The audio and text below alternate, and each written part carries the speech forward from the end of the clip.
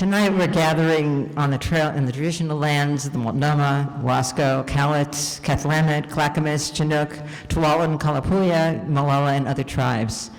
From time immemorial, these indigenous people have lived in harmony with the land and the planet. Now, because of European colonization, much of these lands have been disconnected from the natural systems that nurtured them and the people who lived upon them. Instead of verdant river confluences and majestic forests, we have the critical energy infrastructure hubs, tank farms, lining the north reach of the Willamette River, clear-cut forests stretching across the northwest, and hardened landscapes that prevent water from flowing where it needs to go, mainly back to the rivers and streams that once defined this place. It is not enough to simply acknowledge the destruction of colonization. We need to first learn about what this place once was and visualize how to return it to a healthy and balanced ecosystem. How to reclaim the hundreds of miles of creeks that are buried under our city and allow them to once again flow into the river systems that we are so fortunate to live upon. And so instead of just acknowledging that we live on stolen land, we need to work with the tribes to transform the landscape into a place of healing. So tonight we're going to talk about data centers again. I'm Barbara Bernstein, and I'm very happy to be part of the Rumble on the River team. Is a team in here? Everybody who's on the team, why don't you stand up and get a little acknowledgement.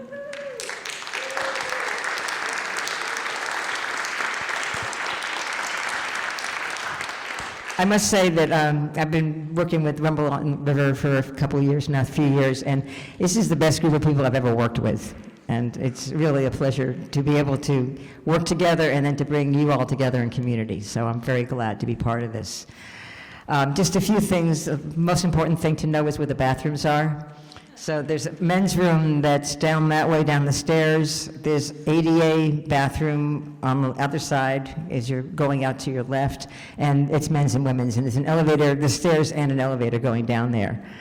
And you've received cards, possibly you picked up cards at the welcome table, and those are for questions. And so at the end of the presentations, we're going to do a Q&A, and we'd like you to write your questions down. They'll be collected, and then I will read the questions, but we're not taking them from the audience. And then we also have a few announcements at the end that will be.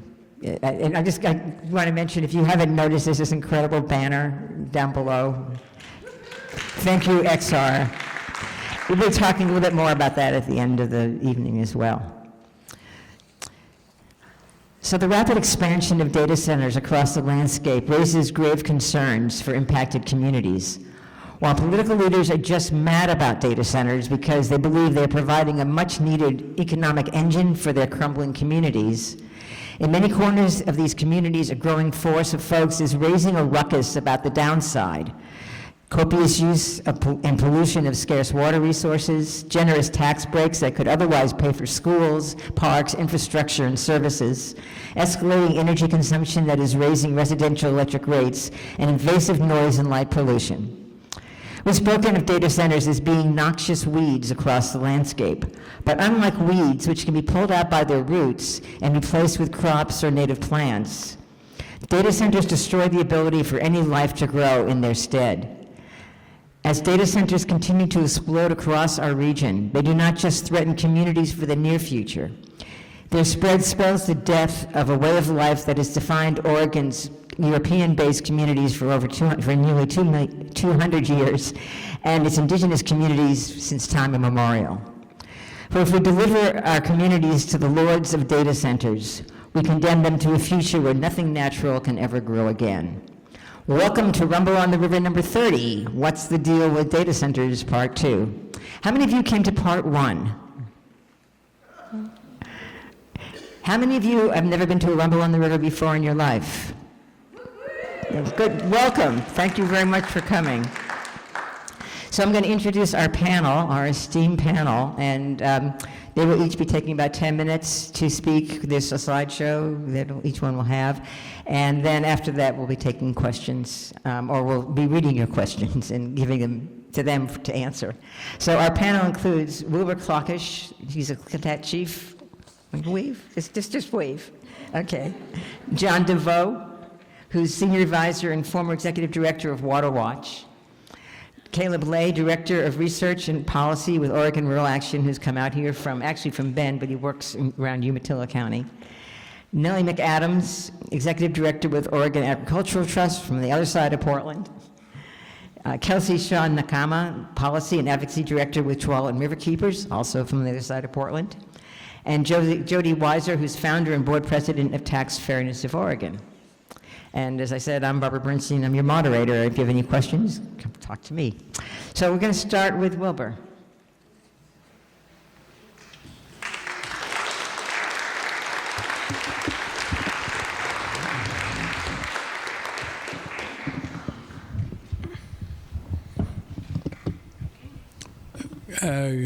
Good evening, everyone.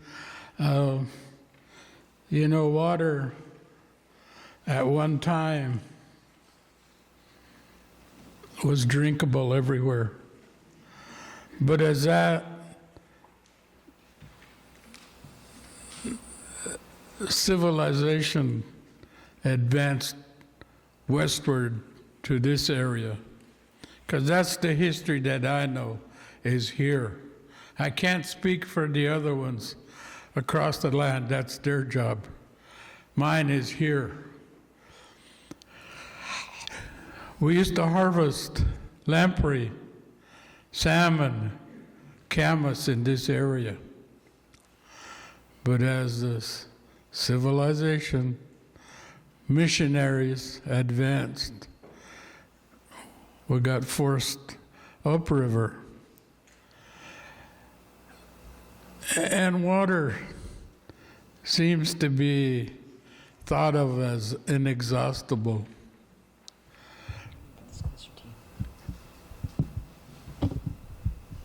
When the farmers came, they forgot to use, because they used to use salmon as fertilizers. And then they decided on chemicals. You can find down in Smith River, California, they've got postcards of a horse and plow drawn, and the guy walking behind with sack and dropping salmon into the furrow. It's true. So, as the industry showed up, they started using water. From the Corps of Engineers, decided it better river tamed by building dams. In 1947, they made an agreement that they would build dams so there would be a series of lakes to make Lewiston, Idaho, a seaport, so they could have cheaper transportation of their goods, hauling goods upriver. So the river was a transportation route. It was also with our people, but we used canoes. And as they got more and more profit-making ventures, then they started irrigating the idle land that had our foods on it, our meats, our birds, our medicines, sagebrush. It's idle. It's better to profit. That was part of that 1947 agreement made by the Corps of Engineers. They said, Colonel Bessie said, the salmon might have to be sacrificed for the economic benefit of the Pacific Northwest. So as they grew, then World War II. Wow. Hanford came up, utilizing water to cool their rods. So every profit-making venture in this country utilizes water. Now these data centers, they use a lot of water. I have Google in the Dells, and in the wintertime, and well, all year round, you can see the steam coming up. There's a plant in Goldendale, a gas-fired plant, and they use water to generate the steam from the aquifer. So one of these days, what are we going to do when the aquifers run dry? What are we going to do when the water is so contaminated from discharges from the industry? What are we going to drink? What are we going to cleanse our bodies with? What are we going to cook with? Well, that will be the end of people, my people anyway. So then data center, because the water is already warm from the pulp and paper industry. Water is warm from all of the other industry ventures, profit-making ventures. Now these data centers come. Google, and you can drive by and see the steam plumes. And they come transients. They're not from this area. They're not from here. They're from other places. They're companies from across the ocean. And they come here to make a profit.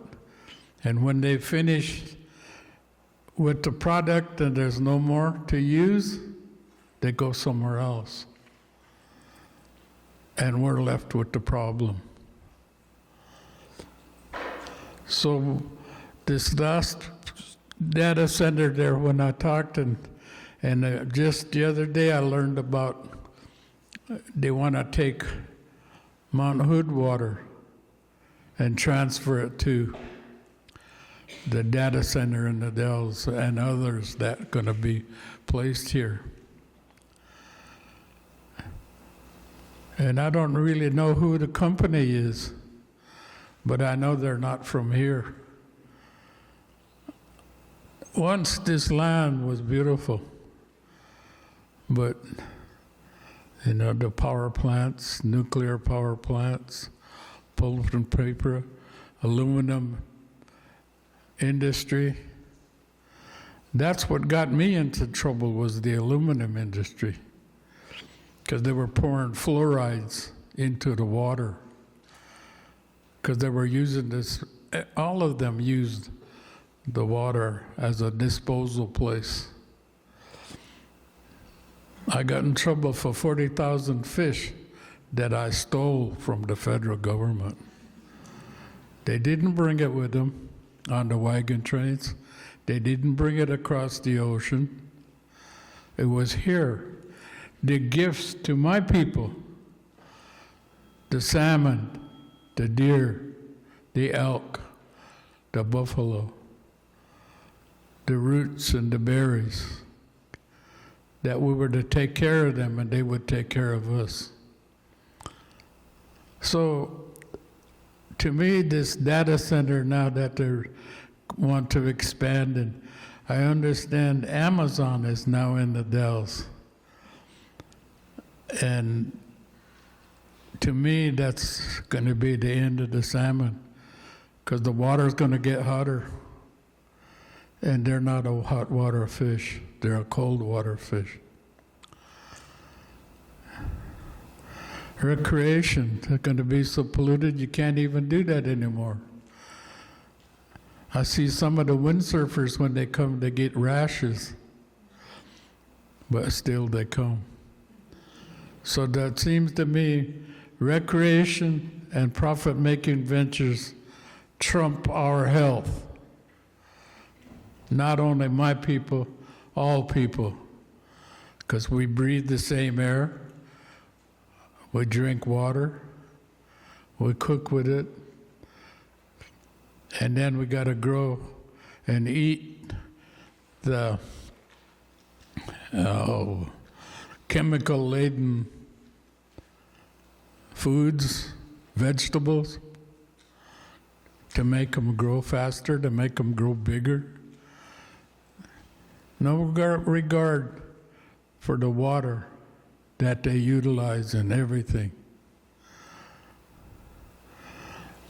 A lot of people tell me, get a job, get a real job. Then they ask me who my employer is. I said, my giver of life, my giver of breath, the one that decides how long I'm on this world. He's my employer. I'm defending the gifts that he gave to us, the water, my natural foods. I've been forced to leave them alone and eat chemical-laden, salt-laden, what's called commodities now.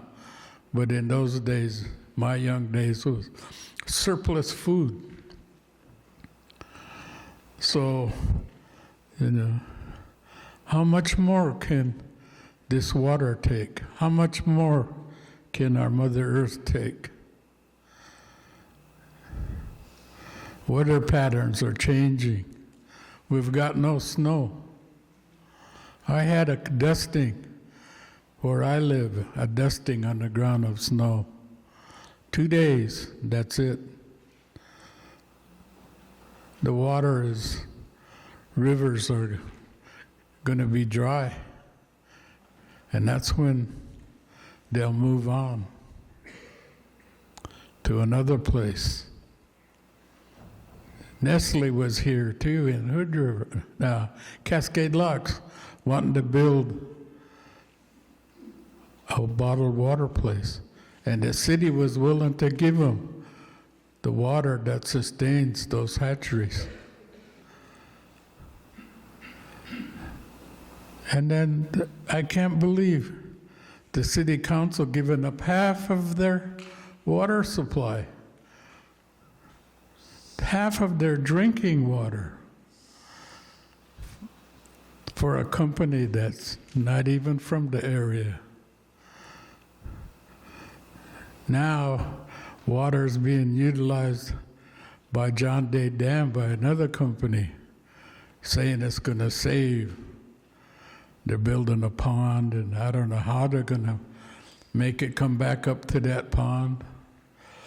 But I always get told, science is going to fix everything. So, your science hasn't fixed too much. Look what we have. We still have cancers. We still have diabetes. We still have all kinds of illnesses. When's your science going to fix that you're so proud of? I've been shot at over my fishing rights. A guy on a hillside there, I was down on the Klickitat River on my scaffold, and he started shooting at me. I'm glad he was a bad shot because he kept hitting the side of the scaffold there and the water. Then the next day he come back, he was rolling boulders down the hill. So I faced a lot of animosity about my water and my fishing rights. I went home the third day, and I took a pistol with me, strapped it to my hip. He started shooting again. I shot back up there. He never come back. So, if we're going to save this world, we need to start making the rich people accountable, the corporation accountable.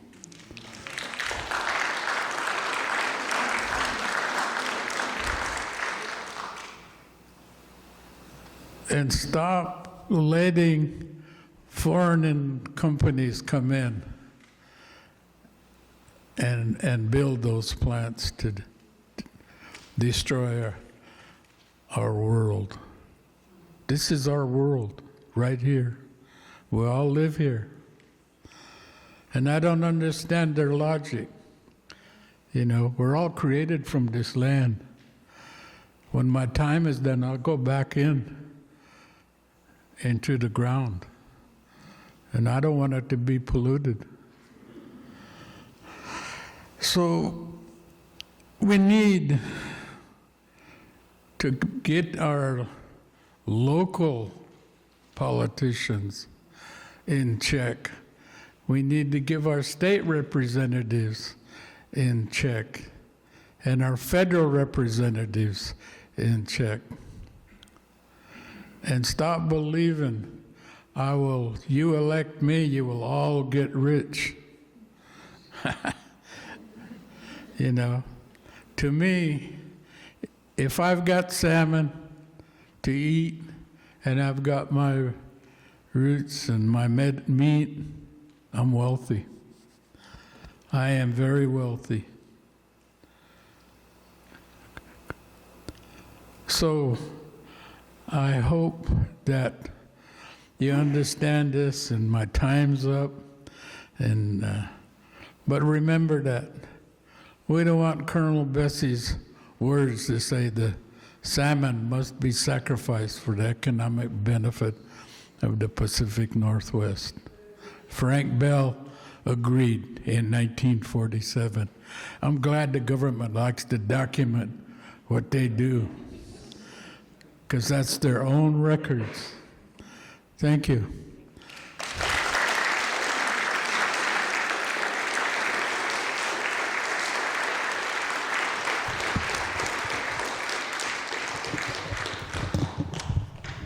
Thank you, Chief Slockish. Put on a new slide. We forgot to put this up. This is our co-sponsors. You can also see them at the bottom of the program. Next, we're going to have John DeVoe, who's a senior advisor and former executive director of WaterWatch.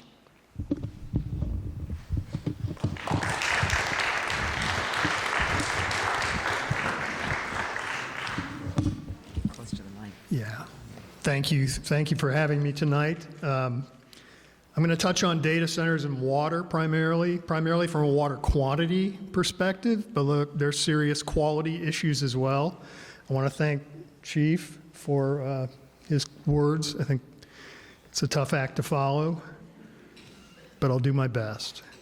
WaterWatch's mission is to protect and restore stream flows in Oregon's rivers for native fish, wildlife, and the people who depend on healthy rivers. We also remove obsolete dams. We also seek and create balanced and equitable water policies for the state. There we go. I'm going to start with Water Law 101. Some of you probably know this stuff, but I think to get the context in which data centers are developing and their water use in Oregon, you need to understand some basic concepts about this. So buckle up, I'm going to go pretty fast. First, I got 6 principles here you need to think about. Water quantity, where these data centers get their water, is really a matter of state law. All the western states run their rivers and their aquifers through their own administrative legal systems. This is really not a federal issue on the water quantity side of the equation. This presents some issues, but it can also present some opportunities. 2, there is a public interest in water.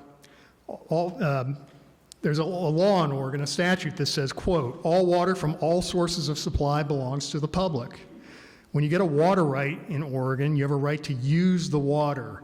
You do not acquire the water itself. So that's an important thing to remember. The public retains an interest in how water is managed. 3rd point, water is free. Does everyone know that? Water is absolutely free. You get charged by the city of Portland or whatever municipal provider you have. If you're in an irrigation district, you may get charged by the district, but the city and the district pay zilch for that water. There is no payment for water. It's free. And this is a very archaic standard. All right, 4th thing, prior appropriation. This is a 2-bit big term for first in time, first in right. This is a law that came out of the gold rush mining camps in the Sierras. It's been called the law of thieves.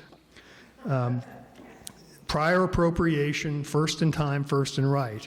The way prior appropriation works is through priority dates. And these dates determine whose needs get met and whose needs do not get met. There are senior water right holders who have the earliest priority dates, and there are junior water right holders who have later priority dates. It's important to remember that some interests were not at the table and were not recognized until very late in the passage of time as we allocated water in the West. Who do you think got left out of the equation?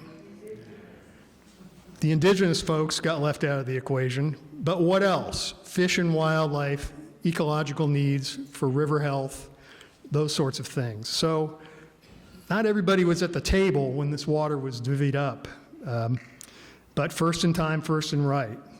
You know, tribes have treaty rights that guarantee them the right to hunt, fish, and gather at the usual and accustomed places. There are also federal tribal trust obligations. Neither of those things are met very often in the West, and in spite of prior appropriation. So, I'm going to do a little exercise here. I need, I think I have time to do this. I need a couple volunteers. Who wants to be a volunteer? Bonnie, you're going to be a volunteer. You're 19, I'll be 1987. You're 1950. Okay. Who wants to be 1900? You're 1900? All right, and who wants to be time immemorial? The chief should be that. Okay, let's stand up here.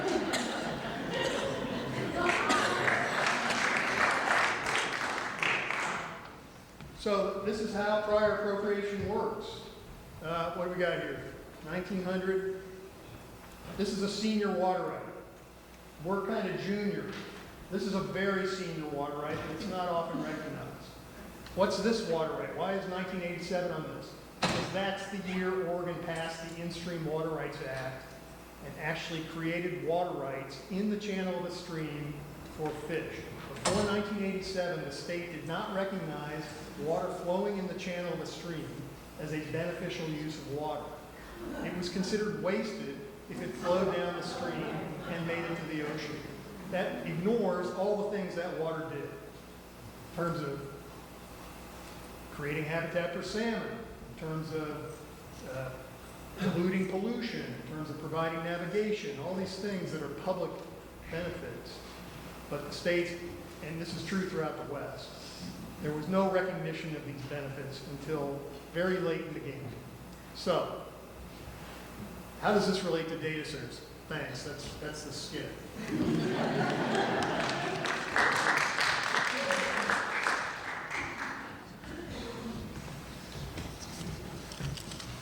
Here's how it relates to data centers. Don't forget to speak into the mic. Yeah. So this is slide 1 here, surface water availability today. Oh no, I've got one more concept, and that is the concept of over-allocation. That's another 2-bit word, and it just means that the state, in its infinite wisdom, has allocated more water with paper water rights than actual wet water exists on most streams of the state. And so if you look at this map of the state of Oregon, everything that's beige on that map, the water, the surface water in the state is fully spoken for and then some. So if you are in the Deschutes Basin and you want a new surface water right, you ain't gonna get it because it's all spoken for. You look at the Hood River Basin where Google Dow's is now located, the Hood River is 214% over-allocated in the dry season. Where does the Dow's get the water that it's putting into the Google system? Gets it from the Dog River, which is a tributary to the Hood River. So they have a pipeline that goes over a rise and then it dumps it into the South Fork of Mill Creek in a different basin. The Hood River Basin is over-allocated. So over-allocation is a very important concept. Let's see. except for, say, the Willamette Basin here, which is in purple, and then up in northeastern Oregon, and a couple places along the coast, there is no surface water available for new allocation. So keep that in mind. Slide 2. Groundwater is another source of water in Oregon. The first picture there, 1955, Oregon had 4,600 plus well logs for the whole state. How many did we have in 2016? 256,800. So groundwater has been heavily developed throughout the state. And you have to remember that surface water and groundwater, because of the geology in this state, are often one system. The Deschutes River is not there because of rainfall. It's there because giant aquifers discharge into the Metolius and the lower Crooked and in this geological formation under Lake Billy Chinook. Many of the rivers in Oregon are one and the same as the aquifers they get their water from. And the reason this is important is because when people start using groundwater,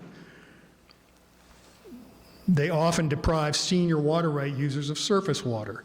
All the red areas and purple areas on this map are areas of significant concern in the state where groundwater has been overused and overpumped. We have declining aquifers in many parts of the state. Look up in the Umatilla Basin here. You see those little yellow polygons? Those are groundwater limited areas where there really is no more groundwater to pump because we've overpumped it.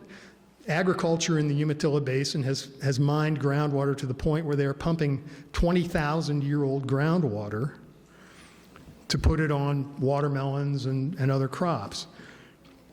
But keep that in mind.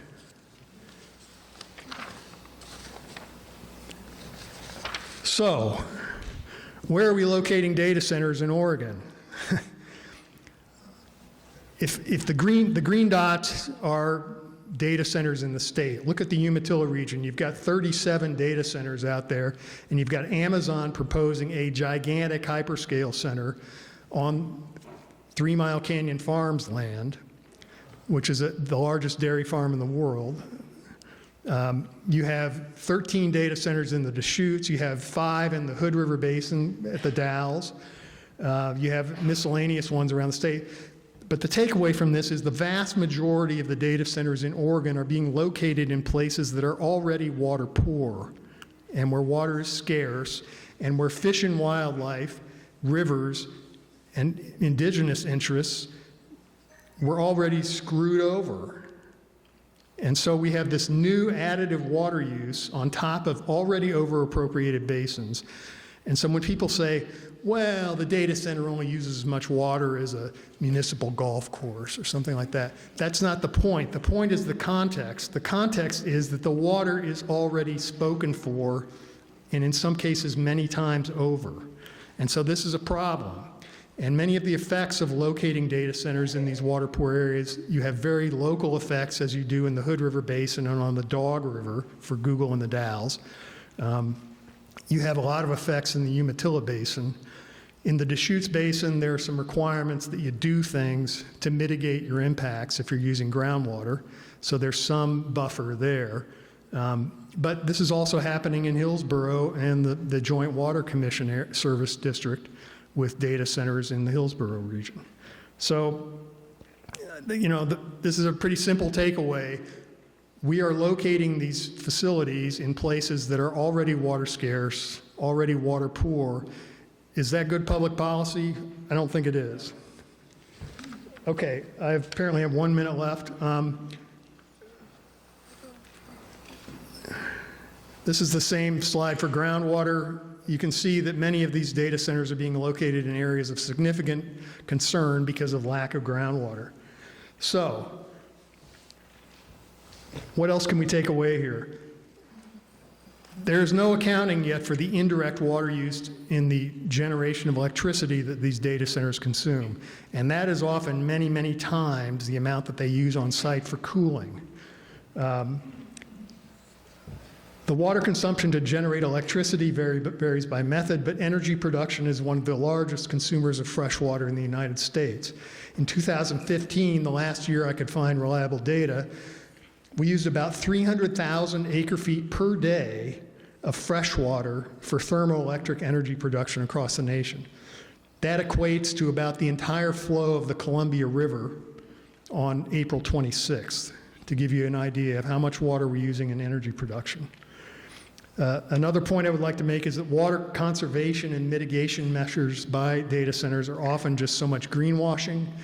Amazon, for example, in the Umatilla just settled a lawsuit against it for over $20 million for what they called a sustainability measure. They were putting cooling water into irrigation district canals and then sending it out to the fields. Well, there was a little problem with that. Once the steam evaporates off, those pollutants, those nitrate pollutants in the water were apparently concentrated, and so the water that was coming out and being used by agriculture was actually contributing to the nitrate contamination in the aquifers out there. So when they tell you that they're conserving or mitigating, you need to be very skeptical. Thermal pollution, we've touched on that a bit. Thermal pollution is a major issue for salmonids. Do you understand how salmon migrate up the Columbia now? They play hopscotch. They go from cold water refuge to cold water refuge to cold water refuge because the river's too hot. So we need to be very sensitive to what we do in these rivers that are cold water refuges for the Columbia. And the Hood River is one of those. And that's where the Dalles is getting water that it uses for Google. All right, I'm going to close real quick here. The Trump administration released a paper in July of 2025 focusing on artificial intelligence dominance. It could be titled Build, Baby, Build, since that term appears in the document. In the document, there are descriptions of the Clean Water Act, Superfund, the Clean Air Act, and NEPA as red tape and, quote, radical climate dogma, and a call for nationwide permits and exclusions from legal review and public participation. This is what is happening now at the federal level. I would say there are some opportunities at the state level to mitigate some of the impacts of data centers, but it's up to us to take steps to convince elected officials that this is what people want. And then finally, I will note that H.R. 655 is a bill that would give away 150 acres in Mount Hood National Forest to the Dalles so that they can enlarge their reservoir so that they can draw more water out of the Hood River Basin and then supply Google with it. The Dalles disputes that this water is for Google, but I think that argument really doesn't pass the smell test. So, thank you for your time, and happy to answer any questions. Please contact WaterWatch if you have questions about the Google Dalles situation. Thank you. Thank you, John. This is wrong. Kaleb, did you have anything? Did you have screen? What's that? You have slides? Hang on a second while I find them. Giving away all the slides. I know. Right.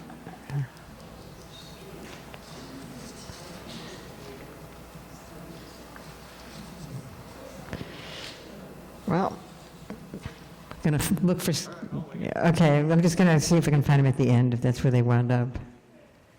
What's that? We're there. Now we're into Jody's. Everybody cover your eyes. Yeah. This is Forest Grove. Those are mine. Yeah, okay, so let me see if it's at the very end. Or the movie. She's the last. Okay. We found him. So our next speaker is Kaleb Lay with Oregon Rural Action. If you're listening to Locus Focus, you got to hear him, now you get to see him.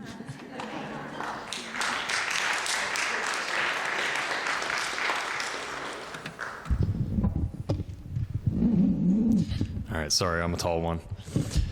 All right, thank you. Apologies to everybody for messing up the order of the slides. Yeah, I am Kaleb Lay. I'm Director of Policy and Research with Oregon Rural Action. Basically, we're a small nonprofit organization that works up in Northeast Oregon. So John set me up perfectly. I'm going to be talking about that Umatilla Basin part of the state a lot today. Basically, I'm going to be talking a lot about how that region is a sacrifice zone and how data centers are sort of the latest iteration of that sacrifice zone, right? And how they're exacerbating issues that are already causing health crises for people there, and closing with something nice and scary so that we all go home and want to do something about it, right? So first and foremost, again, thank you, John, for the slides that set me up perfectly.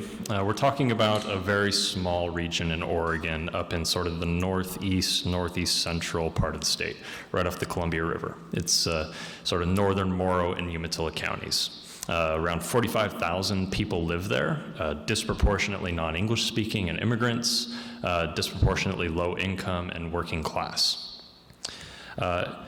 We call it a sacrifice zone because there are multiple pollution and economic and socioeconomic crises sort of stacked on top of each other in that basin. First and foremost, the groundwater and the drinking water not only is being depleted, but is heavily contaminated by a couple of nasty chemicals, nitrate being the one that we know most about at this point, but we also have signs of an emerging PFAS contamination issue. The cities of Hermiston, Pendleton, and Milton Freewater all have tested, have shown signs of PFAS, the forever chemicals that you find on your raincoats and your nonstick cookware, right? All of those are super toxic. We also have some of the worst industrial air pollution in the state. Looking at air pollution emissions from large industrial facilities in Oregon, of all the state's emissions, 42% in 2023 were concentrated in that tiny little red box where 45,000 people live. And I mentioned, this is a disproportionately low-income, working-class region. At the same time, wildly profitable. There are billions of dollars of profit generated every single year in this region. One example, Lamb Weston. They make McDonald's French fries, right? Delicious. But Lamb Weston has three facilities in this region that create a lot of air pollution, create a lot of groundwater contaminants. Lamb Weston last fiscal year spent almost $500 million on shareholder dividends and stock buybacks. And at the same time, their workers are not making a whole lot of that money. So I'm going to go ahead and jump back here. Again, that is all happening right there in that little red box. Lamb Weston, PG&E has 2 power plants in that region. The largest dairy in the United States, 3 Mile Canyon Farms, where Tillamook gets a lot of its milk, is in that neck of the woods too. And now we get to the data centers. So on top of all of those things that I've been talking about, we have, I think, the largest data center hub in Oregon right now. And this map is sort of a zoomed-in version of that little red box. All those red areas are the footprints of data center campuses. Best count we have right now is that we have 19 what Amazon calls hyperscale data center campuses, 100 to 250 acres, somewhere in there. And then we've got the big one coming as well, which I'll get to at the end. Now, hyperscale data centers, there's a lot that they do, and I'm going to talk a little bit about water consumption. John mostly covered it for me already, but just some ground truthing. Data centers do consume water. Tens of thousands of homes worth of water, millions of gallons per year. The tech bro crowd likes to say, they're closed loop systems, right? They take water in, they're super efficient. There is no such thing as a closed loop system in this context. There just isn't. That is not what's happening on the ground. These systems pull in water, they cycle that water to keep their servers cool, and in the process it gets really hot. A lot of it evaporates, right? So it's highly consumptive of water. It's not like that water goes in, it does its job, and then it goes back out in a similar state. This is important too. Data centers use much, much more water in the summer than they do in the winter. They're using it for cooling, so in the hotter months, they just need more of it. The times of the year when water is in highest demand, when we need it the most and when it's the scarcest, that's when data centers are using more of it. And to prove that point, I went ahead and dug into some data and made these graphs. These are 3 of the data centers in and around the city of Boardman that are connected to the Port of Morrow. Each one of those graphs shows the water use month by month over the course of the year. You can see when it gets hot, they use a bunch. Now, some of these are using upwards of 7.5 million gallons of water in a single month. That's a lot, right? And that's where those 3 are, right there. Just right there, smack dab in the middle of Boardman. There's the rest of them. Now, we're talking about a lot of water in a place where we already have water scarcity, and importantly, where literally thousands of people cannot drink the water in their homes right now because it's contaminated, it's polluted, it's poisoned.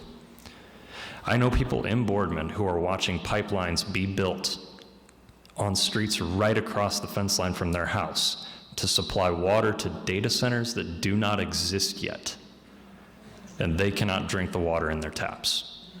This is not just a crazy thing to do, it's an injustice.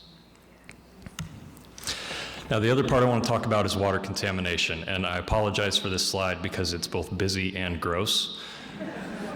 If anyone's having, Jell-O salad flashbacks, I apologize. I'm with you. I understand. Basically, the graphic on the left is the process that I'm talking about. Data centers pull that water in, oftentimes from groundwater. And in the lower Umatilla Basin, hooray, our water's pre-contaminated, right? It's got contaminants in it when it goes in, it cycles that water. All of our data centers in the lower Umatilla Basin are Amazon, or Amazon subsidiaries, right? And in Amazon's words, from their permitting documents, they will cycle that water through until it is, quote, no longer suitable for mechanical cooling, because they've lost water to evaporation. It's like you're making Jell-O or simple syrup on your stovetop, right? You start with water, you add sugar, you mix it all up, and then you boil off the water to increase the contamination. Yeah. Then, this is the kicker, that water, one of 2 things generally happens with that water after that. One, either they just put it in an evaporation pond and evaporate it off completely, eliminating the rest of the water, or 2, they send it out to farmland and they dump it on crops. Now, that is under the guise of reuse, but it is, to be clear, first and foremost a means of disposal. Here's another example that I pulled. This is PDX 90. It's a South Boardman data center, also Amazon. And we have decent data on this. And I should say, transparency when it comes to data centers leaves a lot to be desired. There's a lot we don't know that we should know, just because they're not required to tell us and they don't want to. But this is a special case because we have decent data on what the water quality is going in and what it was coming out. So PDX 90 gets water from the city of Boardman. Back in July 2025, it was testing at 4.26 parts per million. And then a month later, the water coming out of that facility was tested, and it was at 23.9. That's more than a 5-fold increase. In other cases, we've seen it 8-fold. And nitrate is the contaminant of concern in our aquifer, the big one. Thousands of people cannot drink the water in their taps right now. Now, nitrate's a nasty little chemical.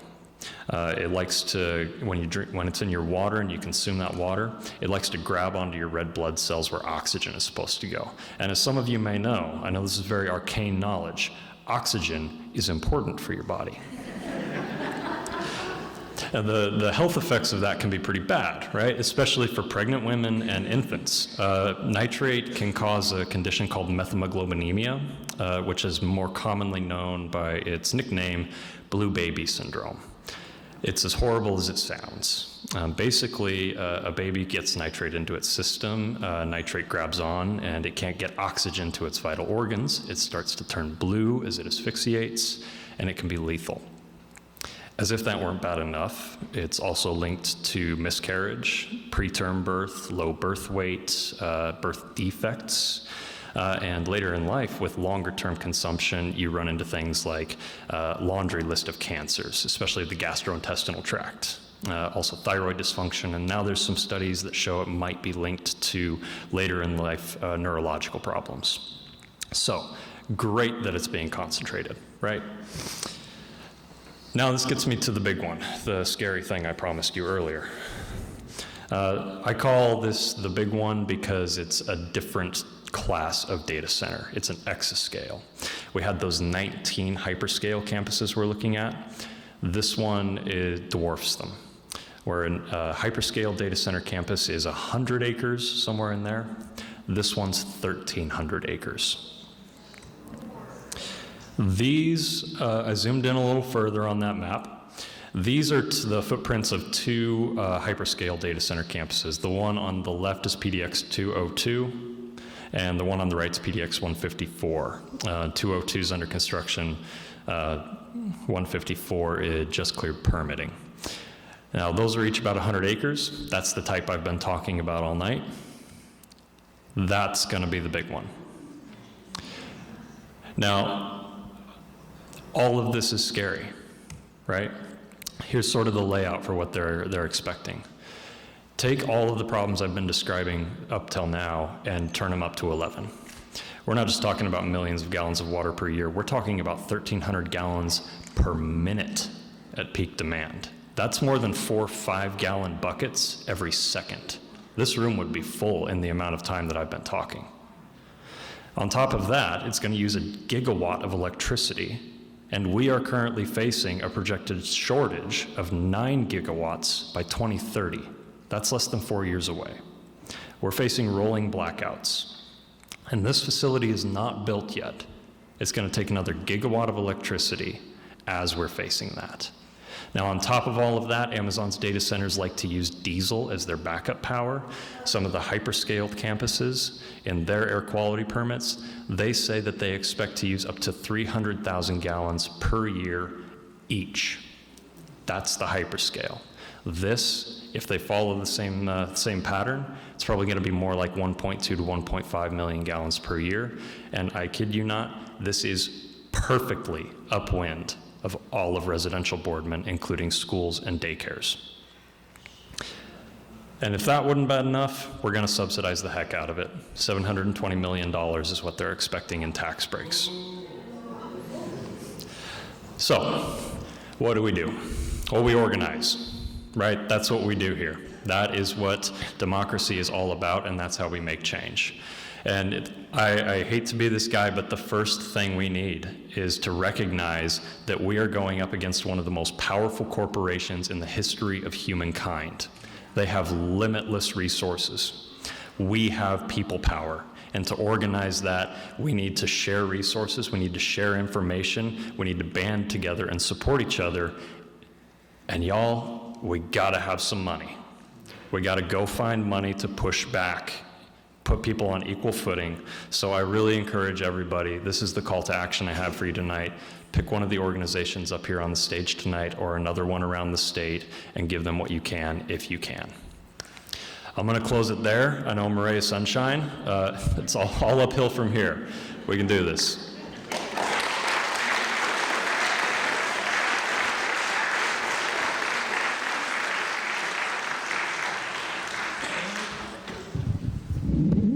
I always called Kaleb Little Miss Sunshine.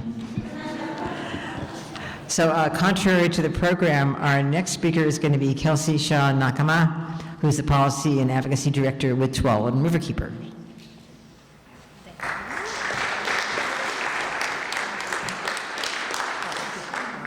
Yep, got to do a little slide dance here. I pulled a bit of an audible on the schedule because I will also be talking about water. And Please speak into the mic. okay, I will also be talking about water, and I figured this is a good way to wrap it up. They've teed me up well for this. So, my name is Kelsey Nakama. I'm the Policy and Advocacy Director at Tualatin Riverkeepers. We are based in the Tualatin watershed, which is most of Washington County with a little bit of Clackamas County at our confluence with the Willamette. Our mission at the Tualatin Riverkeepers is to protect, restore, and enjoy the Tualatin River in all of its aspects. The name Tualatin is derived from the name given to the river by the Atfalati, a tribe of Kalapuya Native Americans who made their home in the Tualatin Valley. The name translates very aptly to lazy or sluggish. This describes our river very perfectly. It's slow, meandering, and as it makes its way across the valley to the Willamette. During that time, it drops in our headwaters from about 2,000 feet of elevation, drops all to the valley floor in about 2 miles, and the rest of it drops less than 200 feet as it goes to the river. The river itself is about 90 miles long and is fed by over 900 miles of streams and tributaries. During the summer, because it's so flat, the flow is tightly controlled by Clean Water Services, which is the water resources management utility for Washington County, with releases from the reservoirs. This is important because if we add more and more load to the river, that flow has to be more and more controlled. It's a limited resource. Even more importantly, more than 458,000 residents in the watershed receive their drinking water from the Tualatin River and its reservoirs. This is a watershed with a total population a little over 600,000, so it's most of the people in the watershed. The image on the background of this slide is Story Creek and its wetlands. This is a creek and wetlands that was located within the parcel of land that the legislature most recently tried to bring into the urban growth boundary to be rezoned as industrial land. So here's a couple pictures, maps of Hillsborough over the last, 15 years or so. In Washington County, the footprint of the industry as a whole and of individual data centers is growing. So like I mentioned for that first slide, last legislative session, there was a bill to push the urban growth boundary to grow it by at 1,700 acres. That's the 6th time that parcel of land has been pushed to get added to the urban growth boundary for Hillsborough. As far as individual data centers are going, they're becoming multi-acre buildings. So the buildings themselves are growing in addition to the footprint of the industry as a whole. But you can see this is the same section of land. You can just see how many more rooftops are in that, what used to be farmlands. And I will acknowledge those are at different times of the year, so the greenness is not exactly an equal comparison, but it's pretty clear how much of growth has happened in that time frame. This is a zoomed out version, so you can see more of the watershed, but all of those red dots are data centers. The Hillsborough cluster is the most diverse of the data center clusters in the state. It hosts 31 different data centers that are owned and operated by 15 different companies. In Hillsborough, unlike these mega data centers that Kaleb was talking about that are owned by one company, these are they're called co-location data centers, and you can think of them more like apartment buildings. The companies are landlords and they rent out space within the data center to different small business tenants. The largest of the firms in Hillsborough is called Flexential, that boasts about 1.5 million square feet of local data center footprint. The second is Stack Infrastructure. They have 3 campuses in the area that draw 250 megawatts of power and occupy 93 acres of Washington County land. One of the maybe benefits for those of us who are trying to research data centers to having mostly co-location data centers is that because they are renting their space out, they put all of this information out online as a selling point. So it makes it a little bit easier to find some of that footprint and energy use data. The reason they like Hillsborough are generous tax incentives, cheap electricity, and connectivity to the Trans-Pacific cable network that goes under Pacific Ocean and connects us with Asia and Oceania. A lot of those giant cables pop up in Hillsborough, and they claim that makes their work that much faster. Those 1 to 2 seconds gives them an edge. The data centers in our watershed are all on the municipal water system, both in terms of intakes, so water rights aren't at issue, and then, at least for those data centers, and then all of their output goes into our wastewater sewer system. That makes tracking the effluent and what's in it a little bit harder. So here are the waterways and wetlands in the watershed. There's lots of colors I'll go into a little bit later, but all various points of a watershed. As was talked about by John and Kaleb, in general, data centers' water footprint includes water used directly, so volume, quantity, and then water used indirectly, water used by power plant facilities to create the power that's needed. In Oregon, that's like hydropower is about 30 to 35% of the power we use. And then all the other types of power also require water to create that power. And then also the water consumption during the manufacturing process for the processing chips that they're needed for the IT hardware. So there's water used everywhere. And then also considering the water quality, like Kaleb was talking about. My work at Tualatin Riverkeepers has largely focused on a third aspect that's not often considered in these conversations, and that's the displacement and disruption of the water cycle itself. So this map largely shows the FEMA floodplain hazard zone and the National Wetlands Inventory for our watershed. Some of the colors that are most prominent on this map, the dark blue is a regulatory floodway, light blue is the 1% annual chance of flood hazard, and then that purple blob kind of close to the middle was a lake at one point. There's other areas that are freshwater ponds, and then the light and the dark green represent different types of wetlands. One of the things with our county and our watershed that's really important to note is that large wetlands that we classically think of as a wetland are important, but the small wetlands that we have provide dispersed ecological benefits and shouldn't be written off in the name of development. Ecologically small wetlands enhance connectivity by acting as stepping stones within habitat mosaics.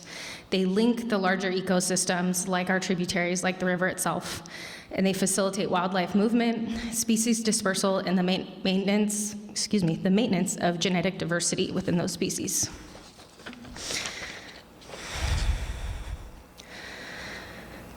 So what do I mean by displacement and disruption of the watershed? Primarily, wetlands are dredged and filled in our watershed for data centers to be built. And I will acknowledge again, this is not just data centers, this is all industry that's going into Hillsborough, but data centers are taking up a lot of that space right now. So as wetlands are dredged and filled, that reduces the surface water retention areas, which leads to a loss of flood resilience for our communities, and it decreases the slow filtered groundwater reabsorption. It also, very importantly, leads to a loss of wildlife habitat. Along the western border of the land parcel that was proposed to be brought in under the last legislative session runs McKay Creek. That's a coho salmon spawning ground. Coho salmon go up that creek from our main Sem River all the way to the headwaters in North Plains. As data centers go in, that threatens those fish and others like them. Hundreds of new acres of impervious surfaces are also coming in with these data centers. These pictures show that a little bit better. I'll get into that in a second. It's a fast 10 minutes, okay. Hundreds of acres of new impervious surfaces. That increases stormwater runoff, which leads to increased erosion along streams and riverbanks. It impedes the groundwater reabsorption, like I said, and these new roads introduce contaminants such as 6-ppdq, which is the particles that come off of tires as they wear down and enter into our water stream or our waterways. Those are acutely toxic to fish like coho salmon. So with these maps, this is a zoomed in look at one of the areas that we're looking to show the change over time. So at the top, you can see that was all farmland originally. The roads there were mostly unimproved, largely gravel roads, or they were not roads at all. In the middle, you can see where the waterways would go based on the landscape. And then in the bottom, this is a most recent map, you can see where those fields have become data center fields and where those roads have become paved and quite large in a lot of ways because they have to fit the construction vehicles that go into building these centers. This is one quick example where we can see the wetlands that have actually been filled for the data center that's going in Forest Grove. So this parcel of land is in the middle of residential areas, and then you can kind of see on the bottom right a little bit, that little bit of a loop. That's the track from Neil Armstrong Middle School, which is going to be directly next door. All of those red shaded areas are waterways, wetlands, and stormwater drain areas. Directly south of this is the Fernhill Wetlands waterway, and all of that water then drains directly into the Tualatin River. So what we're working on to try to better get an idea of what's actually happening in our watershed. There's a lot of data about data centers nationally. We're trying to figure out what's happening exactly in our watershed. So a lot of that's through record requests. You can see there's some discrepancies of the data that we're receiving. So digging into that is one of the parts of the work that I'm doing. Also doing trying to figure out how many wetlands are filled. This is a much harder process because that information is just not tracked the same way. So one of the record requests that I put into the Department of State Lands to figure out through development permits how much wetlands they had planned on filling. The record retention process is not quite what you'd want it to be. I only could get information from about half the addresses that I sent them, and of those records that I did get back, a lot of them were not for the project that is the data center, whether that be a project that happened on the site beforehand or neighboring. So we're looking into new ways to figure out how to track the loss of wetlands over time. If you have any suggestions, please let me know. All right, what's next? Continuing to ask those questions. A lot of the work, because it's somewhat new in general, is figuring out even what questions to ask. So working on that and collecting information that we can tailor to the conversations about the Tualatin watershed. We're working on building coalitions at the local, the state, the regional, and federal levels. Local level is great. We have a lot of people in the Tualatin watershed that are very passionate about this work from many different angles. A lot of them are up here tonight. We advocate for local ordinance and code reforms. For here, this is where, like Kaleb said, this is where we all need to get involved in the process. Go to your city council meetings, go to the planning commission meetings. Your voices are important, and the local officials need to know that and know how you're feeling about it. And then some of the things that we're advocating for more on the state level, I'll leave those up to, they're pretty self-explanatory. But yeah, that's what's happening in our watershed.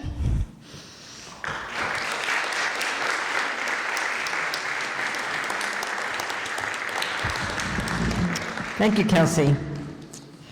I guess we're going to get back to, let's see, here we go.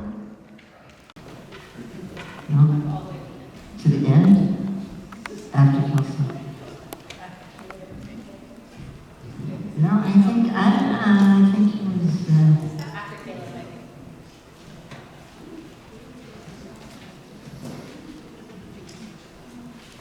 Okay, there you are. Okay, so Nellie McAdams, Executive Director of Oregon Agricultural Trust is next.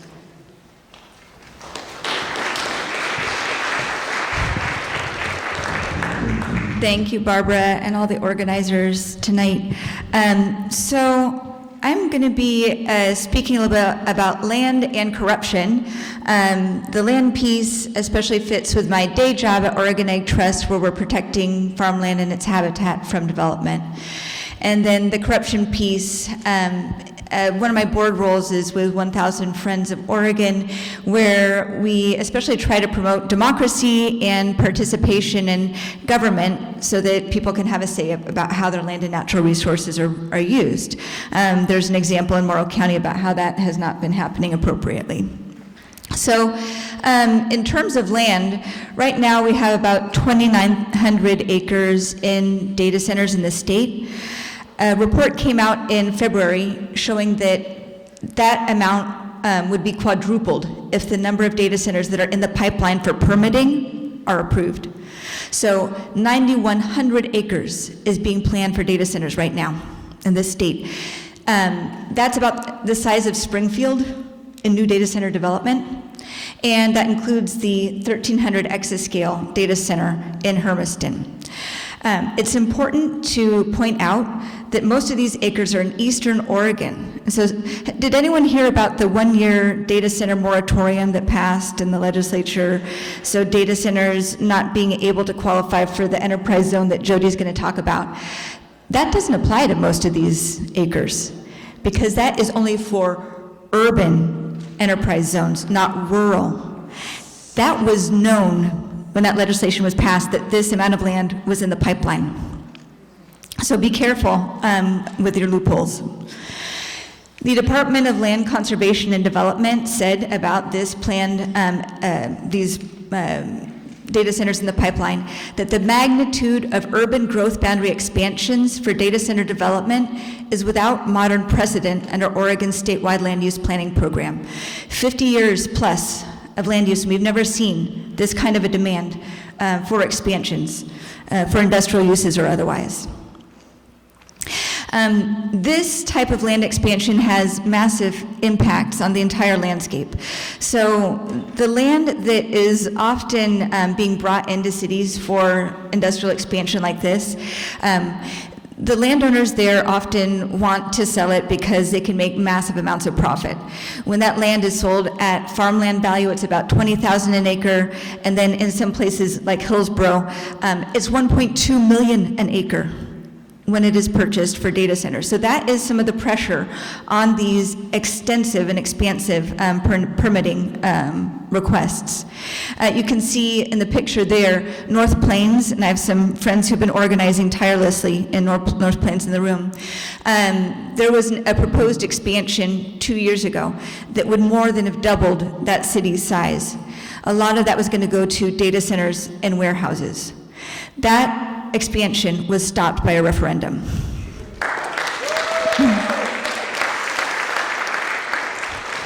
And yet we've been fighting for the subsequent 2 years to make sure that the voters' will is upheld. So that is still an ongoing battle to make sure that that expansion does not happen. And this city is outside of metro. There was never where industry and expansion was supposed to happen.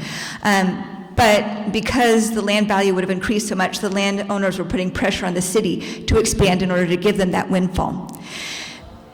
Data centers lead to extremely inefficient development patterns. You know, we can't pay for transportation infrastructure right now, so why on earth are we doing greenfield expansions that increase the future maintenance costs, the infrastructure costs that we need to pay for ourselves?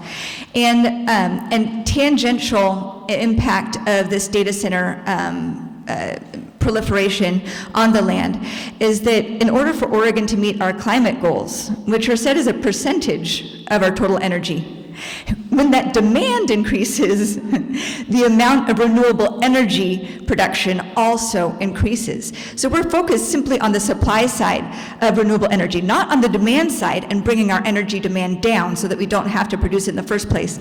And what we're seeing is applications for gigantic solar installations, wind installations, and these are often fenced off, and they create massive disruption to migratory corridors. Huge amounts of agricultural land are taken out of production, and they're going to be large impacts on Eastern Oregon especially. I want to sort of dispel a couple of things. First of all, it's not your fault that we have all these data centers. It's not your LinkedIn, it's not your cat photos. Don't hold yourself accountable. Much of it is for generative AI, and increasingly also for Bitcoin mining. And the type of advertising or messaging that we're seeing is that, well, if you want LinkedIn, you're going to have to put up with these data centers. That is similar to the Keep America Beautiful campaign of 1971, where a lot of corporations were thinking that single-use plastic was the best and most efficient way for them to go, or planned obsolescence of your electronic equipment. And we see these campaigns, which are offensive on multiple levels, sort of blaming us for pollution rather than companies for the choice of investing in single-use plastics. And it does not have to be this way. I mean, computers used to take up entire rooms 50 years ago, and now they fit in your pocket or on your watch. Data center technology is rapidly evolving, and the footprint will increase or decrease. And so the giant facilities that we see now will be stranded assets 10 years from now. what will happen to those huge behemoths that are, testament to capitalism? Those data centers might be located in the ocean or in outer space, both of which are problematic. SpaceX has plans for outer space data centers, but they might not necessarily be land-based. And then why don't we look to Taiwan, South Korea, and other places where they really value their agricultural land as well and are stacking data centers multiple stories high? We're also seeing increasing use of vacant buildings, and so even buildings in Portland are starting to be used as data centers, so we don't need to take on that extra land. And I just put out there that corporations don't really change unless there's an external pressure, a market pressure or a regulatory pressure. And we have the ability to put those regulatory pressures on them. It's our responsibility. So just wanted to give a correct date. I talked a little bit last time about the corruption scandal in Morrow County, where 4 public officials got a sweetheart deal to buy a company whose main client was Amazon. These are the same people who were approving gigantic tax breaks to Amazon while they were doing business with that company and not disclosing that as a conflict of interest. So we just found out recently through the Oregonian that their company did about $100 million in deals after they acquired that company. They did $100 million in deals with Amazon. So this was their profit up until 2018 when the Morrow County officials purchased that company, and then it just increased astronomically because of their deals with Amazon. They did not report that in the original filings. They said they would have a 2% increase year over year. I would say, so those 4 negotiated $435 million in tax breaks to Amazon as well as land deals. And Amazon chose this small company over 14 rivals, and Amazon has not yet admitted to knowing that the same people who own that company were the same people who are approving its tax breaks. So this is all before Department of Justice. It's a civil case right now because the criminal case overran its statute of limitations. Just a couple recommendations to offer. I think that we can expect to see a lot of data center policy in the coming legislative session, for better or worse. So please sign up for our listserv at Oregon Ag Trust, and we'll keep you updated on when to weigh in, as well as I'm sure the other listservs here. For siting, definitely want to recommend defending urban growth boundaries and preventing needless expansion, prohibiting data center construction on prime farmland, requiring increased stacking of data centers, and utilizing existing buildings as a priority in order to protect our land. And then regionally, those 9,100 acres of permits in the pipeline, they might not all have data centers on them. But once it's approved, that land is in the urban growth boundary and can be used for anything.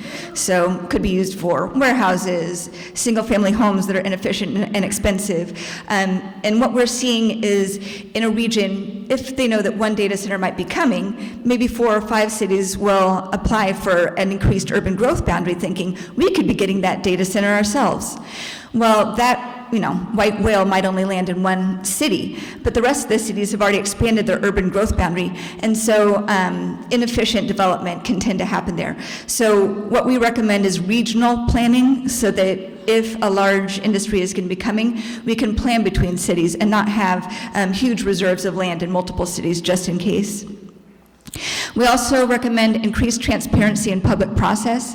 In Morrow County in particular, and elsewhere, you heard from Kelsey about the difficulty getting information, but in Morrow County, they have non-disclosure agreements, where cities can negotiate, and the public can't know the terms of those agreements with groups like Amazon. So, there needs to be some protection about those kinds of negotiations. I get it, but the public has a right to know exactly what those terms are as well. And then in terms of water, you've heard from a lot of folks who are much more knowledgeable about this than me, but I think we need to have policy that requires the testing of data center effluent, which is not currently required from point sources. Bonkers to me. I thought we had a Clean Water Act. So Kelsey is out there trying to test it downstream and upstream in order to know what the difference is in the PFAS. We shouldn't be having to do that. We should have that information and require filtration. We should also cap data center water within watersheds and aquifers and require rigorous testing of any of the water in the aquifer as well, because I'm seriously concerned that those aquifers will be permanently contaminated. So that's it. I'm going to end early so that Jody can get a little bit more time, but thank you all very much.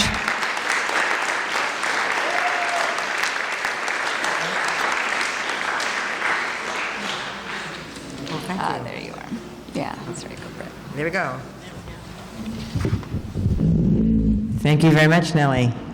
So our last speaker is Jody Weiser. I want to remind you that if you picked up those little index cards on your way in this evening, you can write your questions, and people will be coming around and picking them up after Jody speaks, and then we will have a little bit of a Q&A after this. I also want to mention that we do this on less than no money, but we have a donation jar at the greetings table on the front outside, and we would definitely appreciate if you'd like to donate to keep the rumbles going. So it's a nice little plastic Talenti ice cream tub. It says donations on it. Okay, now we're going to listen to Jody Weiser, who's founder and board president of Tax Fairness Oregon.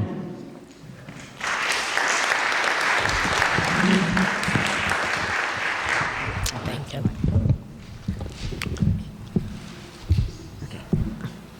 So as you might guess, this will be boring.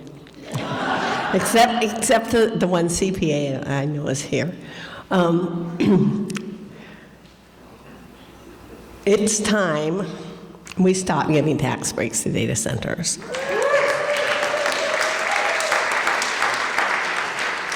Oregon is more generous than any other state. So I don't understand why the legislature hasn't stopped it sooner.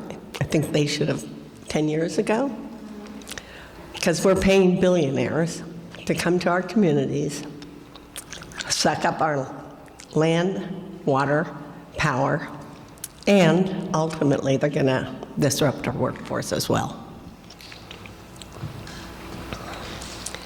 There are 4 different kinds of tax breaks that data centers get in Oregon. The big one is they pay no sales tax. In most states, they give partial sales tax breaks. It's usually on the equipment that's going to go inside the data center. Sometimes it includes the electrical work that's inside there. Occasionally it includes building materials. We and 4 other states have no tax on anything. Not their architects, not the cabinets, not the power, not anything. So the 5 states with no sales tax are the best deal, because that's where we start. And then in Oregon, we double down. 39 states have given data center partial tax breaks. 5 of us have given them 100% tax breaks. And so this slide is wrong. We figured it out when I was driving here tonight. It should say that Amazon invested 3 or 3.9, we're not sure which, billion in Eastern Oregon. So they saved someplace between $2 and $3 billion in sales tax. Now, they're not going to states where they're not getting tax breaks on sales tax, so they wouldn't have paid us all of that. But we gave it to them. They didn't even have to ask, because that's our tax system here. And to double down, we have property tax breaks. We have 3 different kinds that they use. The 5-year standard enterprise zone has now been changed to 3 years. That was in the law that passed this last session. It seems like most newspapers haven't noticed that, as well as the moratorium on those same urban 3 to 5 year, well, they always get 5-year standard enterprise zones. In rural Oregon, they can get a 15-year long-term rural enterprise zone or a 15-year strategic investment program called SIP. It's what was designed for Intel years ago. They operate pretty much the same.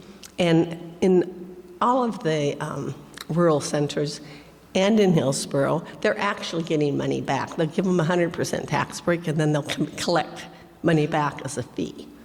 So Hillsborough, Amazon lobbyists said to me, last year we paid $78 million in property taxes. And we built a whole police station. And I said, well, that was a pretty good deal because you didn't pay $196 million. All right? There would be money to have potable water on every house in Umatilla County where they have the water problems if they had collected that $196 million a year. And people wouldn't even have to shower in dirty water. So the cost last year of our 3 property tax breaks was $450 million.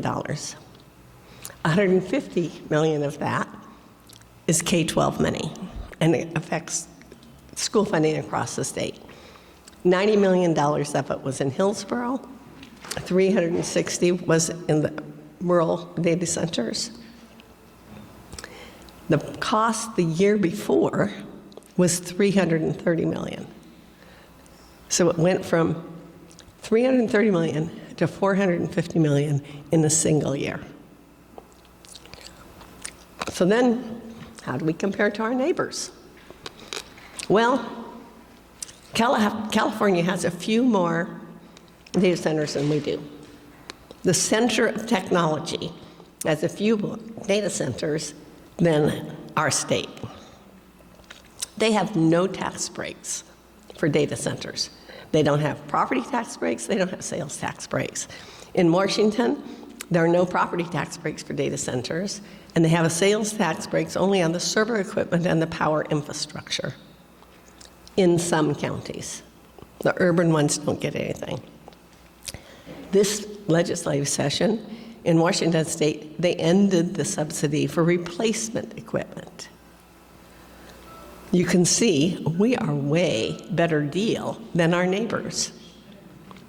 There's no reason for us to be continuing to do this.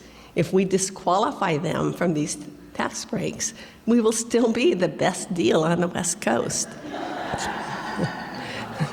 So it's kind of logical. But that's not why we don't stop there. We also give tax breaks for the roads.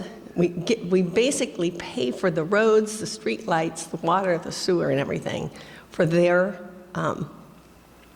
the land they're going in on.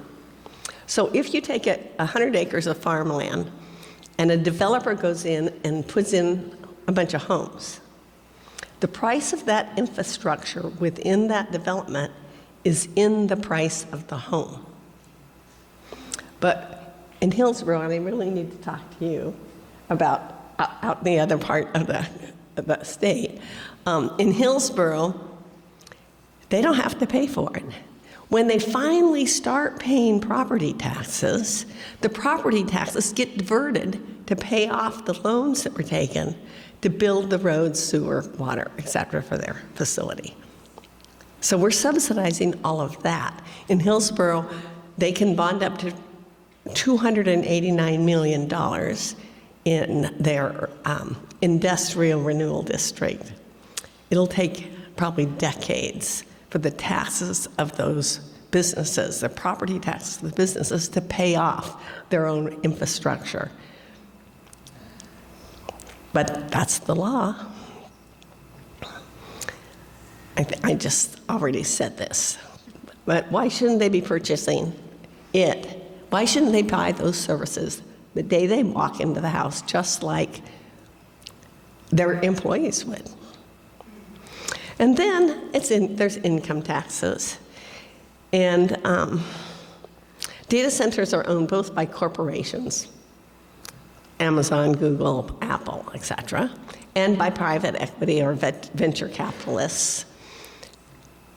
In eastern Oregon, in most rural counties, not all of them, they can get, because it's the first time their business has taken jobs to that rural community, they can get a tax break paying no income taxes on the income from the data center for 10 years. That, we don't know about Google. It's not public information anymore who's getting these, but we do know that back when Amazon and Facebook were known by other names, Vitessa and I can't remember the other one, that's how they signed up.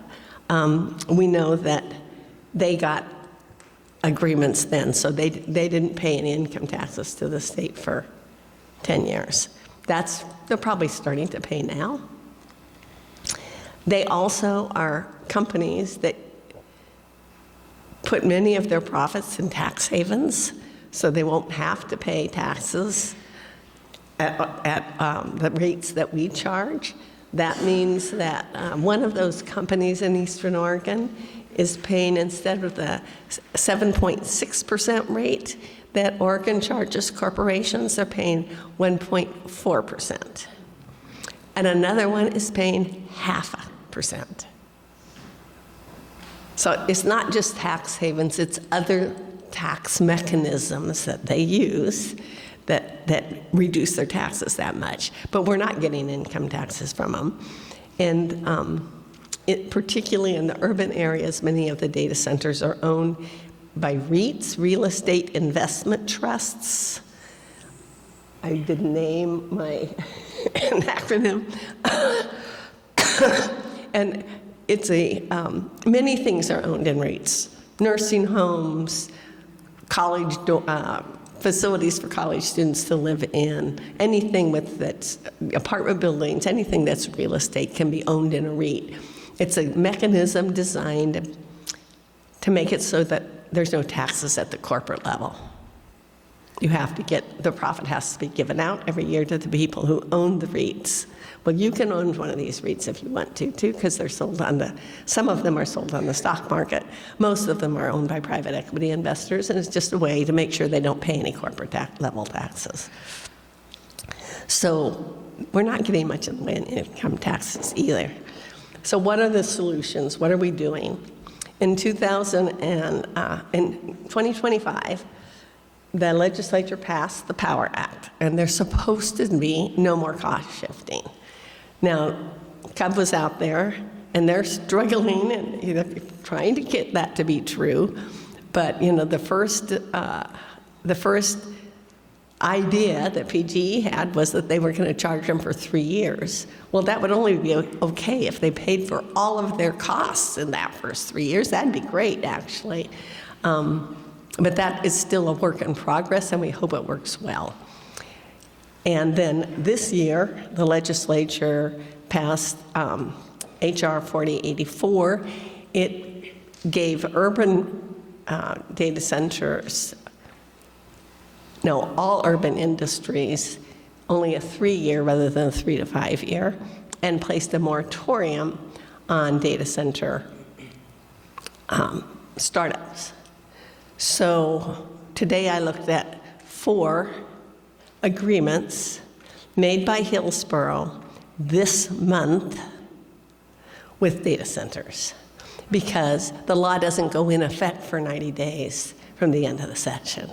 So they've got till the end of May to do all the agreements they can. And some of those agreements aren't starting until 2033. They don't have enough. It's outrageous. So we need to end all the property tax breaks. We're the best on the West Coast, even when we've done that. We need to fix the 10 years of income tax breaks and say they can't do that if you're a data center. We need to fix global taxation for all businesses, Walmart, every big company practically uses offshore parts of their profit. And we may need to make them pay for their own infrastructure costs. And eventually, but probably not really soon, we need to have a new tax. that taxes them on something. Most places that are trying something are doing it on their energy or their energy and their water, because that's something we can count. We don't have to trust that they're telling us the truth. But there'd be a better way to do it. I don't know that any of us have the knowledge about the scientific basis to be able to figure that out. So there is a handout that has many of the points I've made sitting on our table out there.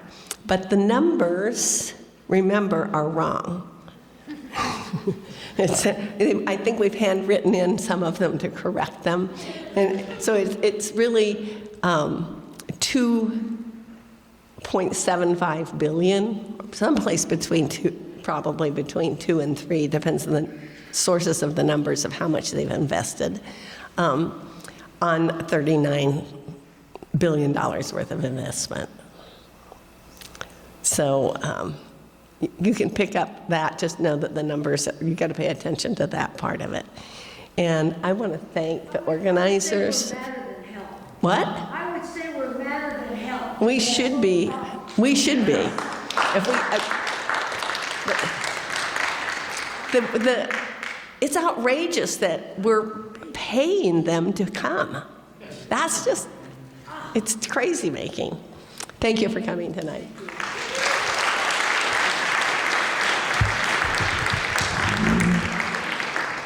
Thanks, Jody. So it's time for questions. And so if people have questions written in the cards, we'll go around and collect them. And in the meantime, I might have some questions myself to ask these guys. Check.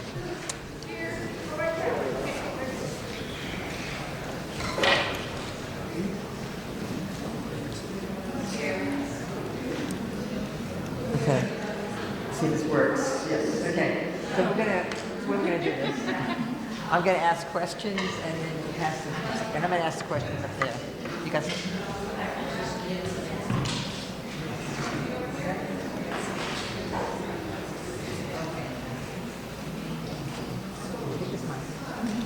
We got to update the slideshow here. Let's see.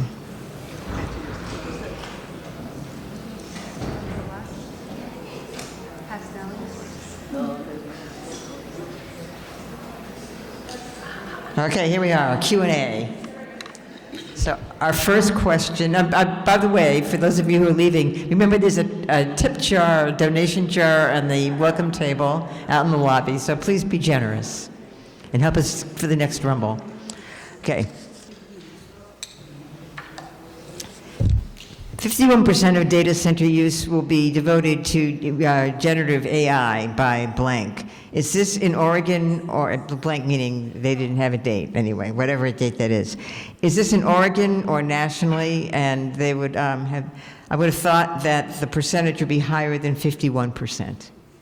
Any thoughts on that?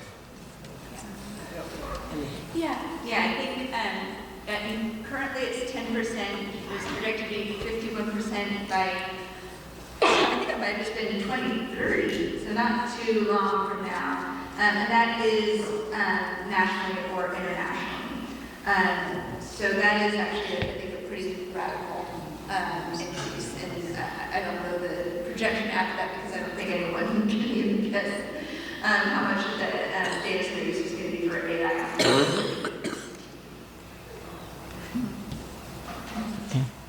Any other answers to that? Or?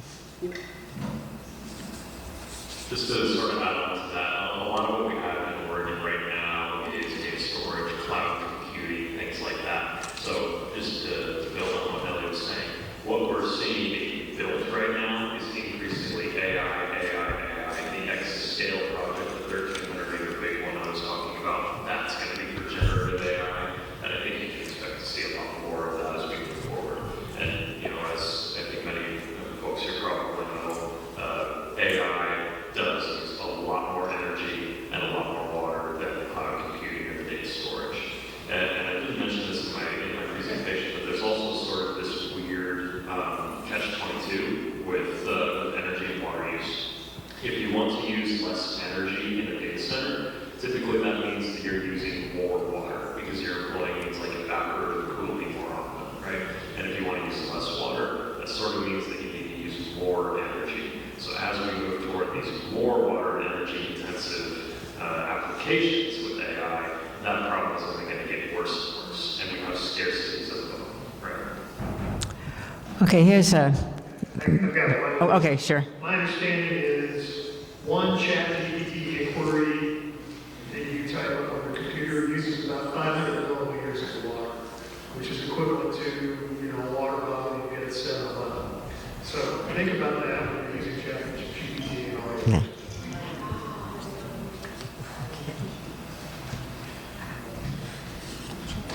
Okay, this was not the one I was going to ask, but this was handed to me. And Oregon has the most miles of polluted waterways in the United States. I'm not sure that's true, but maybe it is.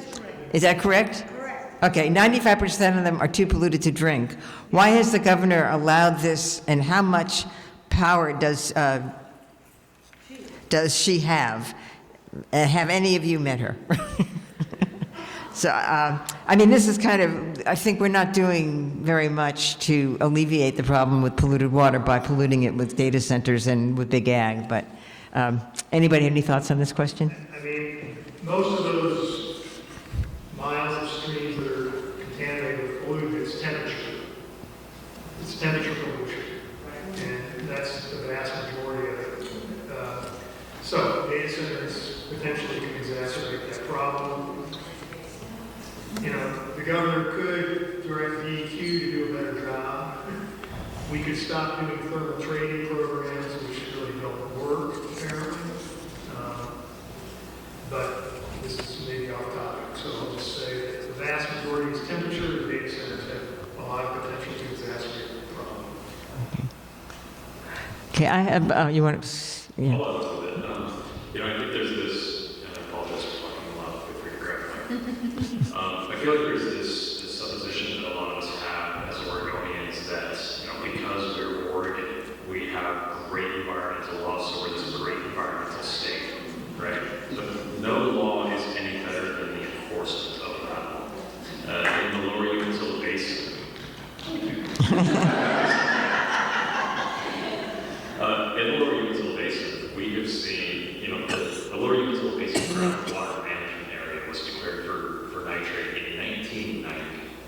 For the next 32 years, the response to that, to try and address the nitrate problem, was to convene a group of polluters to come up with voluntary plans to reduce the pollution. Lo and behold, it didn't work. And it kept getting worse, and it's still getting worse today. And we are not seeing the sort of aggressive enforcement of the law that we need in order to actually stop the pollution and hold polluters accountable. I think Governor Kotek has the power to do that as the head of our agencies and needs to make the choice to do so. Okay. Well, I got time for one more question, and then we have a few announcements.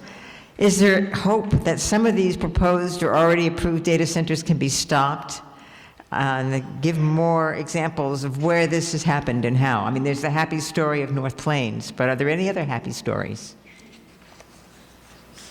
Yeah, this is why we have a land use planning program. And the first goal is public involvement.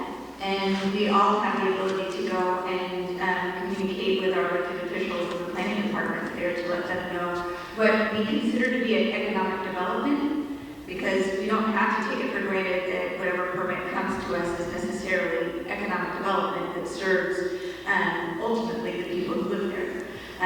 So there are opportunities for public participation. I will say cities who really want to make these things happen don't make it easy for the public to participate, but that's all the more reason to try and then to hold them accountable.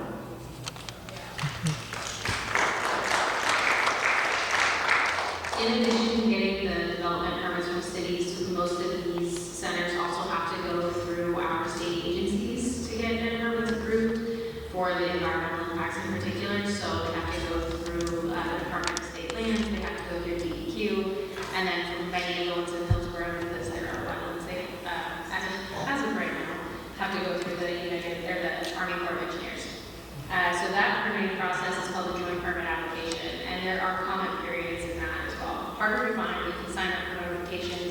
from the Department of State Lands to know when those different sources are going through, or when those different departments are going through. That's how we found out about the Crane Data Center. As far as examples of other places that have stopped these, there's not as many in Oregon as we would hope, but other states and grassroots organizers in other states are finding a lot of success, they're finding success, I'll say, stopping some of the data centers that are playing with their communities. Okay. Well, I've got a few announcements and calls to action.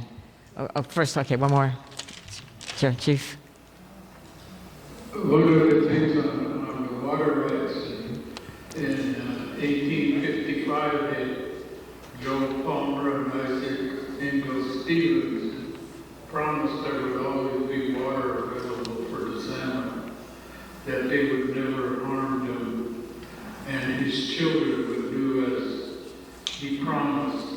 When my grandfather was a signature to that document in 1855, ratified in 1859. Not long after that, they started breaking that promise with that, and by building private dams and destroying the habitat. And they tend to forget what the salmon had a role. When I talked about that, California putting fish behind a plow in the northwest here, our forests, our grasslands didn't need that, because when the salmon came back to the headwaters, their bodies, after they spawned, their bodies would be consumed by animals, and they would spread the nutrients. That's why the grass was so high.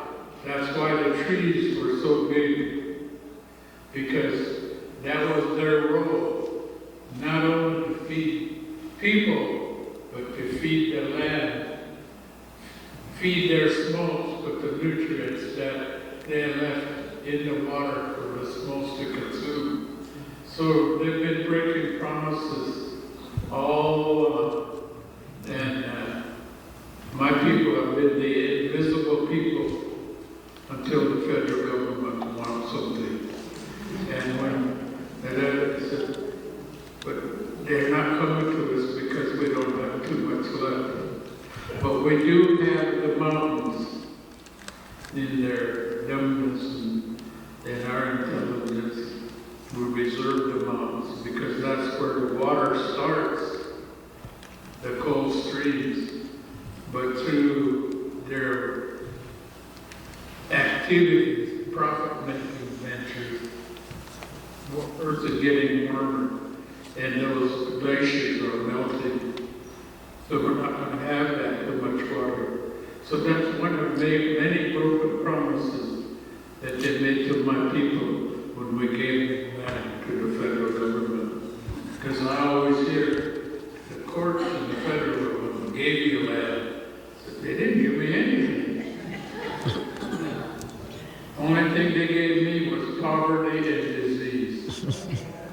So remember that salmon is the gatekeeper to the environment.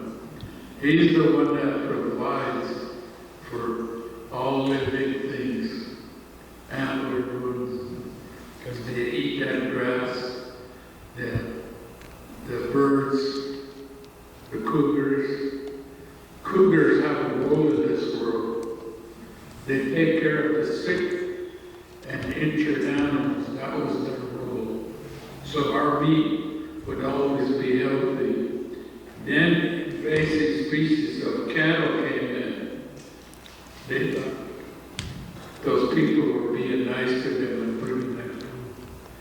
So they forgot their role and they concentrated on the cattle. But in my world, they are very special people because that's what they do. They take care of it. They took care of Yellowstone when the elk and the buffalo and all of that were out of control. There was no grass. but they put them back in there. Now it's pristine. So that's what it is. They know the animals have rules, and to them it's recreation or profit making.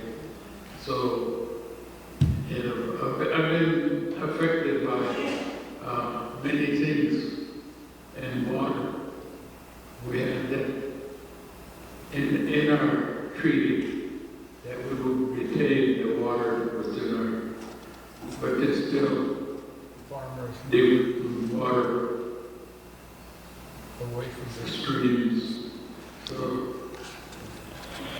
that's what it is, water. And if there's no water, there's no life. Because that water is life for everything. For plants, for trees, for the world, the people, and all of the things that grow. Thank you. Actually, we're kind of running out of time, so I have a few announcements that I want to make. This one is Pacific Power call to action. Pacific Power is starting its Power Act implementation case. As a reminder, the Power Act is an Oregon law passed last summer to hold data centers for their energy, to hold them responsible for their energy and utility costs. Pacific Power is not providing enough information on how exactly they plan on protecting Oregonians and hold their data center clients accountable. So we need you to tell the Public Utility Commission to keep Pacific Power honest. Good luck, and provide us an actual plan to protect ratepayers. Comments are needed by April 30th. I think you've got like 2 days. Yeah. What's that? Oh, okay. Oh, okay. Wait, no. Oh, here. Okay. Thank you. Thanks. Okay.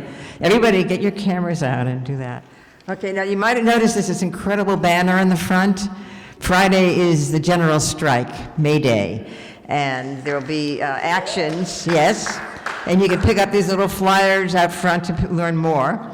But just to tell you from the perspective of the environmental movement, that May Day the rally and march is this coming Friday, and the special focus on the Portland Metro Chamber will be emphasized by a bunch of environmental groups, including Extinction Rebellion.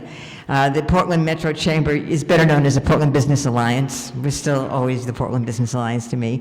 The meeting of environmental contingent will be at Portland Art Museum at 2:45 on Friday to march to the World Trade Center, home of Portland Metro Council, Portland Business Alliance, and board members, Amazon, Google, PGE, Northwest Frax, Zenith, and Nike. So help us chant, pass out leaflets and flyers, educate people about the evildoer chamber members.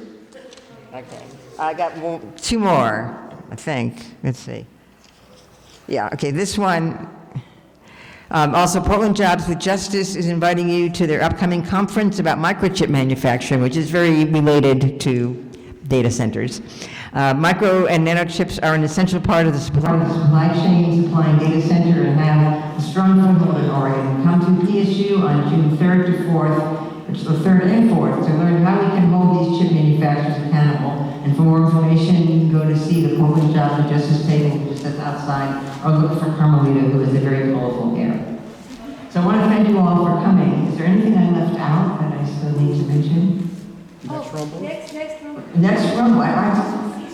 The next rumble will be Tuesday, June 16th at St. Andrew Church, 806 Northeast Alberta, building community for the long haul.